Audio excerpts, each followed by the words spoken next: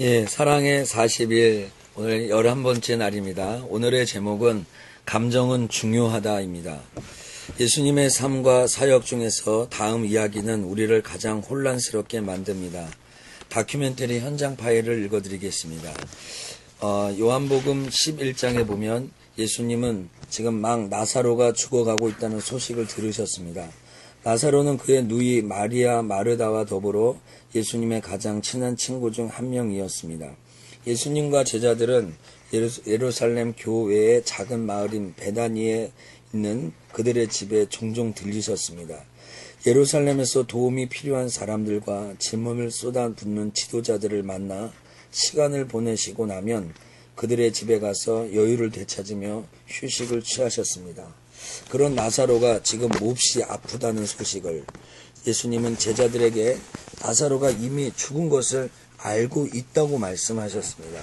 그런데 나사로가 아프다는 소식을 들었을 때 예수님은 예상과 다른 행동을 하셨습니다. 나사로의 누이들을 만나기 위해 발걸음을 재촉하기는커녕 베나니로 가기까지 이틀을 더 지체하신 것입니다. 알 수 없는 일입니다. 베다니에 도착하신 예수님은 친구들의 슬픔을 보시고 눈물을 흘리셨습니다. 그 다음 순간 예수님이 지체하셨던 이유가 밝혀집니다. 예수님이 그곳에 도착하신 것은 나사로가 무덤에 묻힌 지 나흘째 되던 날이었습니다. 예수님은 나사로가 묻혀있는 무덤으로 가셨고, 그리고 무덤을 막고 있던 돌문을 굴리라고 말씀하셨습니다. 그런 다음 예수님은 하나님께 감사의 기도를 드리신 뒤 그의 친구 나사로를 다시 살리기 위해 부르셨습니다. 나사로야 나오너라. 그러자 나사로가 무덤 밖으로 걸어 나오게 되는 것입니다. 나사로가 살아서 무덤 밖으로 걸어 나오자 예수님이 왜 지체하셨는지에 대한 답이 비로소 밝혀집니다. 그가 조금 더 일찍 도착하셨다면 나사로의 병이 무덤에 있는 동안 나았을 것이라고 말하는 사람들이 분명히 있었을 것입니다. 그러나 무덤에 묻힌 지 나흘이 지났기 때문에 그가 진정 다시 살아난다는 것을 의심할 여지가 없었습니다. 하지만 여기서 우리는 심각한 혼란에 빠지게 됩니다. 예수님은 왜 눈물을 흘리셨을까요? 우리는 예수님이 왜 지체하셨는지 알고 있습니다. 예수님은 나사로가 다시 살아날 것을 알고 계셨기 때문에 지체하신 것입니다. 그렇다면 나사로의 죽음 때문에 슬퍼하는 사람들을 보셨을 때 슬픔을 거두어 주겠다는 미소를 지으셔야 했습니다. 그런데 왜 우셨을까요?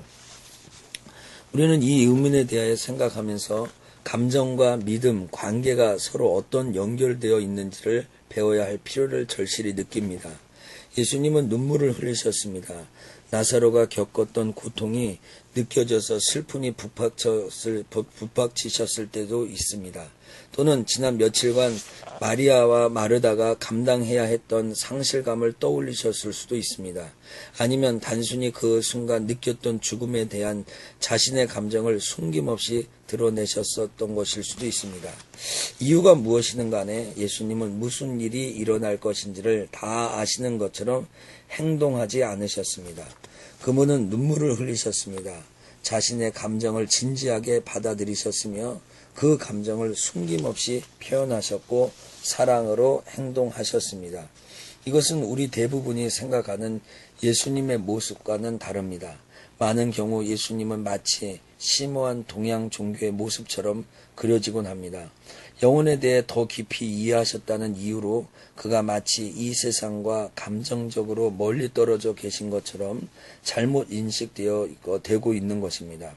많은 사람들은 예수님이 감정의 거추장스러움에 얽매이지 않는 더 높은 곳에 사셨다고 생각합니다. 영화 속에 등장하는 예수님의 모습을 생각해 보십시오. 주변에서 일어나는 일에 대해 어떤 감정의 동요도 없이 눈부신 시골길을 걷고 계신 예수님의 모습을 말입니다. 이 잘못된 그림으로 우리는 영적인 힘이란 곧 감정의 거리를 두는 것이라고 생각하게 됩니다. 우리 중 많은 사람들을 감정을 부인할수록 예수님을 더 닮아가게 된다는 메시지를 들어보게 될 것입니다. 그러나 예수님의 삶을 들여다보면 그가 풍부한 감정을 갖고 계셨다는 것을 알 수 있습니다. 예수님은 나병 앓는 사람을 보고 불쌍히 여기는 마음을 가지셨고 그는 눈앞에 다가온 십자가의 죽음으로 인해 겟셋마네 동산에 기도하실 때 극심한 고통을 느끼셨습니다. 또한 십자가에 달려 어머니를 바라보시며 말씀하실 때 어머니에 대한 온화한 사랑의 감정을 나타내셨습니다. 이런 말 듣는 것을 불편하게 느끼는 사람도 있겠지만 예수님은 화난 감정까지도 숨김없이 드러내셨습니다. 화는 감정일 뿐 죄가 아닙니다. 화가 나서 하는 행동은 죄가 될 수 있지만 그것도 늘 그렇지는 않습니다. 예수님은 필요할 때 화를 내셨지만 죄를 짓지는 않으셨습니다. 예수님은 감정을 표현하는 방법에 익숙했던 유대 문화 속에서 자라나셨습니다. 유대인은 울 때 뺨에 눈물 한 방울만 흘리지 않습니다. 그들은 마음껏 울었습니다. 크게 통곡했고 슬픔을 표현하기 위해서 겉옷을 찢기도 했습니다. 예수님이 감정을 강렬하게 표현할 수도 있다는 사실이 당신이 가지고 있는 예수님의 이미지와 정반대됩니까? 그러나 히브리서 5장 7절 말씀을 보십시오. 예수님이 사람으로 계실 때 하나님께 기도하고 도움을 구하셨습니다. 그분은 자기를 죽음에서 구해 주실 수 있는 분에게 큰 소리로 부르짖으며 눈물로 기도하셨습니다. 그리고 모든 것을 하나님께 맡기고 순종하심으로 하나님의 응답을 받으셨습니다. 큰 소리로 부르짖으며 눈물로 기도하셨다. G. 월터 한센은 그의 권위 있는 사설 예수님의 감정에서 이러한 감정의 능력에 대해 다음과 같이 기록하고 있습니다. 나는 예수님의 강렬한 감정에 매혹되었다.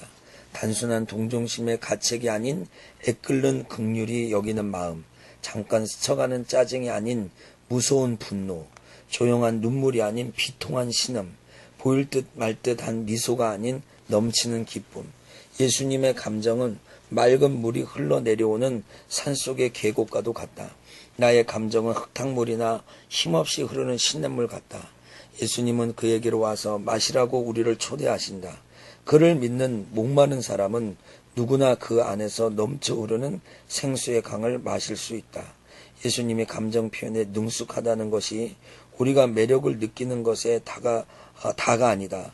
우리는 그의 영혼으로 자유를 얻게 되며 따라서 그의 생명은 우리의 생명이 되고 그의 감정은 우리의 감정이 되어 한없이 커지는 영광으로 그와 닮아가게 되는 것이다. 예수님이 삶에서 보여주신 본보기를 보면 예수님이 자신의 감정을 부인하지 않으셨다는 것을 명백히 알 수 있습니다. 그는 언제나 감정에 굴복하지 않으심으로써 자기를 부인하셨습니다.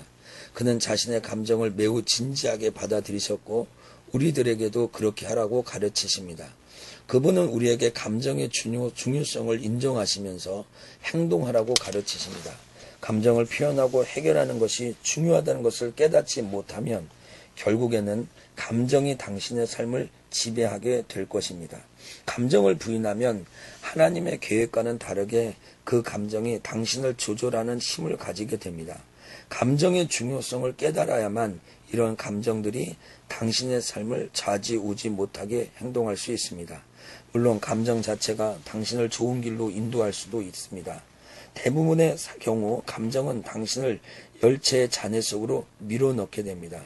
당신이 이야기를 나눈 사람들 중에 지금은 비참하게 끝나버린 당시에는 완벽한 연인 관계가 될 것이라고 느꼈지만 지금은 부도 나버렸지만 막 시작하고 개업할 때 자신의 사업이 자신의 모든 꿈을 이루어질 것이라고 느꼈던 사람들이 얼마나 많았습니까? 잘못된 감정이죠. 우리는 많은 행동이 감정에 대한 반응으로 이루어지는 세상에서 살고 있습니다. 그것이 누군가에게 상처를 주거나 어떤 약속을 깨뜨리더라도 우리는 상관하지 않습니다. 감정이 그들에게 어떤 일을 하라고 시키면 그렇게 하는 것입니다. 이런 미성숙함이 만연해 있기 때문에 감정을 무시하고 무엇이 옳은가에 대한 논리적인 결론에 따라 행동하는 것이 올바른 행동이라고 생각하기 쉽습니다. 한 가지 작은 문제만 없다면 이것은 옳은 판단일 것입니다. 그 문제는 바로 당신이 인간이라는 것입니다. 인간에는 감정이 있고 그 감정은 인간의 삶에 영향을 미칩니다. 완전한 인간인 동시에 완전한 하나님이셨던 예수님은 감정을 무시하지 않으셨으며 감정에 지배당하지도 않으셨습니다. 그분은 다른 사람에게 믿음의 문을 열어두시면서 감정을 표현하셨습니다. 유명한 작가인 어니스트 하밍웨이와 잘 알려지지 않은 어니스트 포울러라는 사람이 있습니다. 이 두 어니스트의 삶을 통해 감정에 지배당하는 것과 감정을 통해 행동할 힘을 얻는 것의 차이가 어떤 것인지 우리가 알 수 있습니다. 어니스트 하밍웨이는 전 세계로 인정받은 미국 최고의 작가입니다. 그에게 타고난 재능이 넘쳤지만 그의 삶은 거의 매 순간 그가 하고 싶다고 느끼는 것에 의해 지배당하였습니다. 결국 그는 우울함에 빠져서 감정이 내키는 대로 총으로 스스로를 쏴 자살하고 말았습니다. 그 이후 그가 죽기 전에 그의 아버지도 그렇게 자살하였고 그가 죽은 후에 그의 동생도 같은 방법으로 목숨을 끊고 말았습니다. 오늘날도 그의 생활 방식을 모방하여 이러한 비극적인 결말을 맺는 사람들이 있다는 것은 놀라운 일이 아닐 수 없습니다. 자신을 지배했던 감정을 통제하지 못했기 때문에 결국 그는 자신의 인생과 재능을 낭비하고 말았습니다. 하밍웨이가 죽고 난 5년 뒤에 선교사 어니스트 포울러도 총에 맞아 죽었습니다. 하지만 이번에는 자살이 아니고 그의 선교 사택을 침입하였던 강도가 쏜 총에 맞은 것입니다. 포울러와 그의 가족들은 모틸론 인디언, 그가 1943년 정글을 해치고 이 부족을 만나러 갔을 때 포울러는 그들의 마음에 그 부족을 품고 있었습니다. 이 전도 사역을 위해 그는 북동 콜롬비아로 거주지를 옮길 지경이었고 1966년 7월 운명의 그날이 어니스트는 그의 딸 벨러리와 가사 일을 도와주던 가정부를 데리고 소풍을 떠났습니다. 포울러의 아들인 자니의 14살짜리 친구였던 데이빗 하워드가 집에 와 있었고 지금은 부교수가 된 데이빗은 1994년 그의 설교를 통해 그날 일어났던 일을 목격담으로 전해주고 있습니다. 그날 포울러 집으로 경찰복을 입은 7명의 남자가 찾아왔었습니다. 그들은 사실 경찰이 아닌 강도였습니다. 이 지방에서 강도들은 집을 털고 나면 의례적으로 집안에 있는 모든 사람을 죽이고 불태웠습니다. 그러나 이날은 강도들이 집을 털고 모든 사람을 작은 욕실로 가둔 뒤 도망쳤습니다. 강도들이 이 집에서 멀리 도망쳐 길을 가던 중 소풍을 마치고 집으로 돌아오던 어니스트와 두 소녀를 마주쳤습니다. 결국 강도 중에 한 명이 어니스트에게 총알 2발을 쐈고 그는 즉사하고 말았습니다.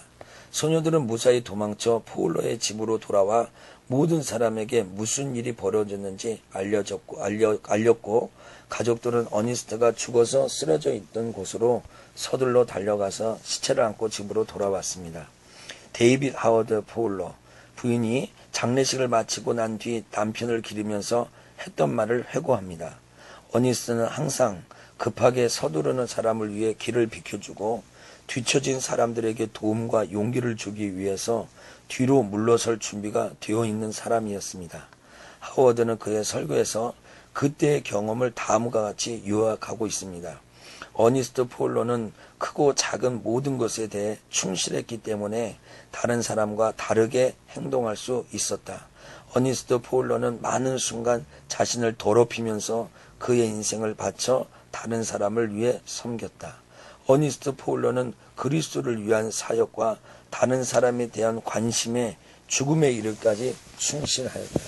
어니스트 하밍웨이는 자신의 삶을 스스로 가져갔지만 어니스트 포울러는 자신의 삶을 주었다. 작가의 감정은 그를 흥분과 무절제한 삶으로 이끌었지만 선교사의 마음은 그를 위험한 곳으로 불러내어 소수의 사람들만이 관심을 가지는 사람들, 하나님이 깊이 사랑하시는 사람들을 위해 봉사하도록 했습니다. 한 사람의 감정은 그를 파괴로 이끌 수도 있고 또 다른 사람의 감정은 그를 희생의 자리로 불러낼 수도 있습니다. 여러분 어떻습니까? 여러분은 예수님은 자신의 감정을 진지하게 받아들였고 이 감정을 숨김없이 표현하였고 사랑으로 행동하셨습니다. 예수님께서 눈물을 흘리셨다. 이 말은 인간의 고통과 함께 하시던 예수님의 감정의 표현입니다. 오늘 여러분의 감정은 어떻게 사용되어지고 있는가요? 아직도 내 안에 해결되지 않은 감정의 표현들이 있는가? 아직도 처리되지 않은 감정이 있는가? 오늘 하루 동안 사랑의 40일 운동으로 생각해보는 또 저와 우리 석천의 식구들이 다 되기를 주님의 이름으로 간절히 축원합니다. 감사합니다.